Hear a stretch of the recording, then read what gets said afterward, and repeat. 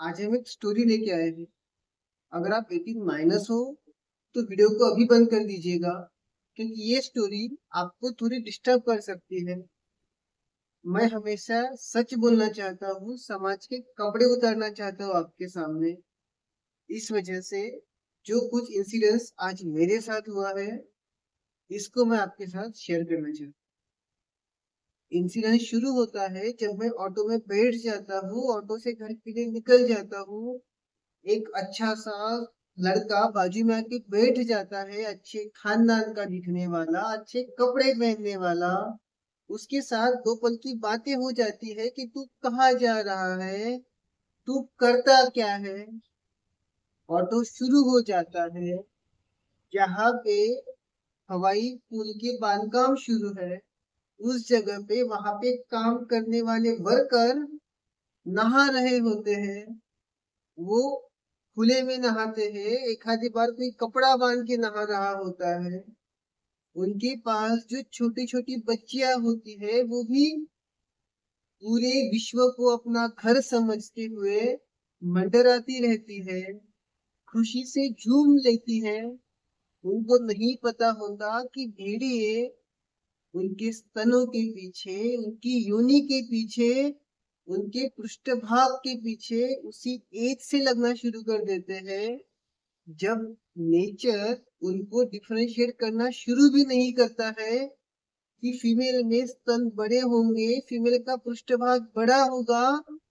Nature तक इन बातों का विरोध नहीं करती है। नेचर तक, एडोलसेंस एज तक फीमेल और मेल में सेकेंडरी सेक्सुअल कैरेक्टर्स नहीं बनाती है। पर भेड़िए पर भेड़िए उन कंडीशन में भी अपनी हवस को बुझाने के लिए उन मासूम कलियों को शिकार बनाते रहते हैं, कई बार बलात्कार करके और कई बार आंखों से घिनौने नजारे देख के, आंखों को उनकी तरफ मोड़ के। ये उनका एक तरीके से बलात्कार करते हैं। पर कानूनी भाषा में इसे बलात्कार नहीं कहा जाता, इसे विनय भंग कहा जाता है। पर मेरी नजरों में ये चीजें भी बलात्कार की श्रेणी में आती है।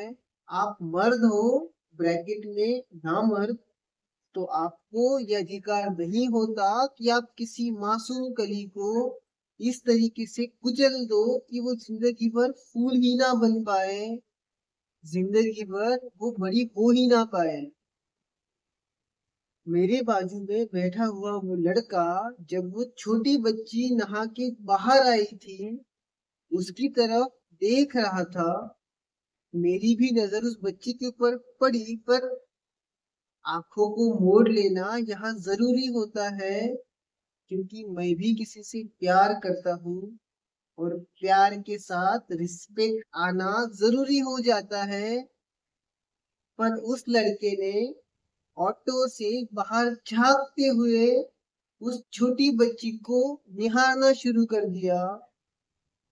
2 सेकंड, 3 सेकंड, 4 सेकंड, जब वो मेरी तरफ मुड़ा देखने के लिए, तो उसकी आंखों में एक हवस थी। मैंने एक ही प्रार्थना की कि इस तरीके की हवस उस छोटी सी बच्ची को देख के कैसे आ सकती है।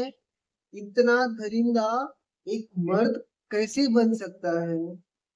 यहाँ पर एक गांव में जब कुछ सालों पहले एक घटना हुई थी, वहां पे लुटेरों ने लूटमार की थी। तो वहां पे उन्होंने 3 साल की बच्ची से लेके तक 76 साल की दादी माँ तक को नहीं छोड़ा था, अपनी हवस की खातिर। उस घटना को याद करना चाहता हूँ। शायद यहाँ प्रॉब्लम लड़कियों के कपड़ों से, लड़कियों के भेदभाव से, लड़कियों के हाव भाव से आता ही नहीं। यहाँ प्रॉब्लम आता है लड़कों के, ब्रैकेट में नामर्दों की नजरों का। और इन नजरों को झुकाने का काम सिर्फ माँ बाप कर सकते हैं पहली बार में।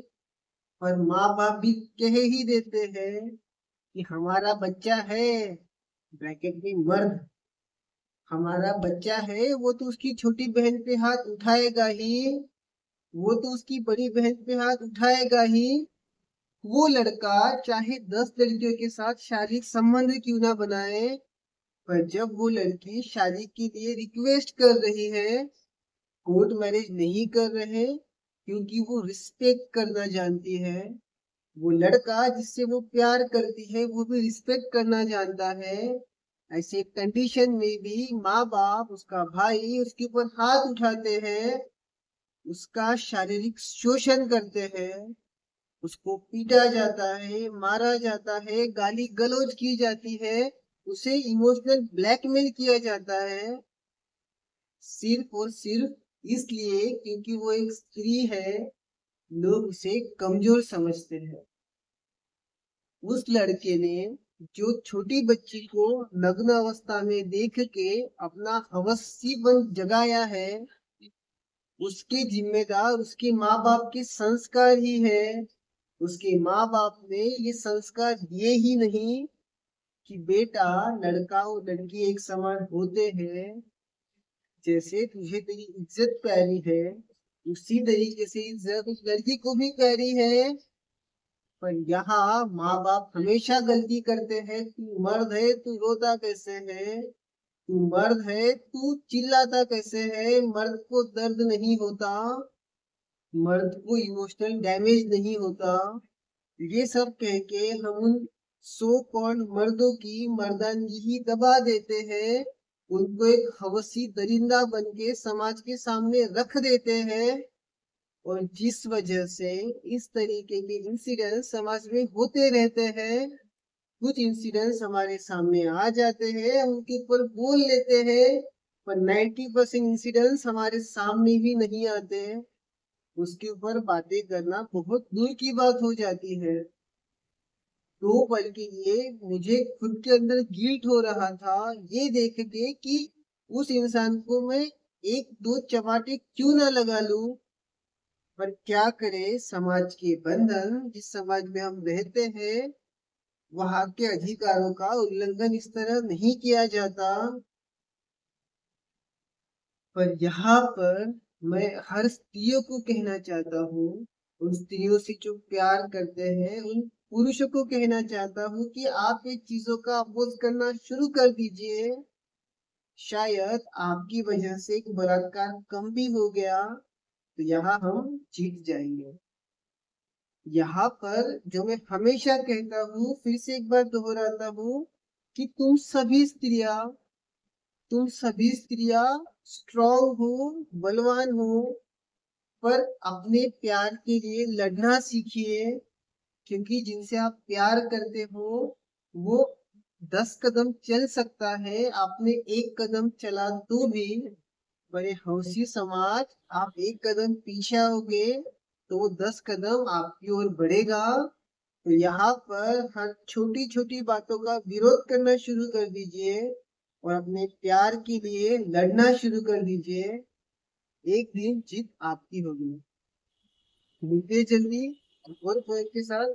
जुड़े रहिएगा मेरे चैनल से, और इसे हो सके उतने लोगों तक शेयर जरूर कीजिएगा। धन्यवाद।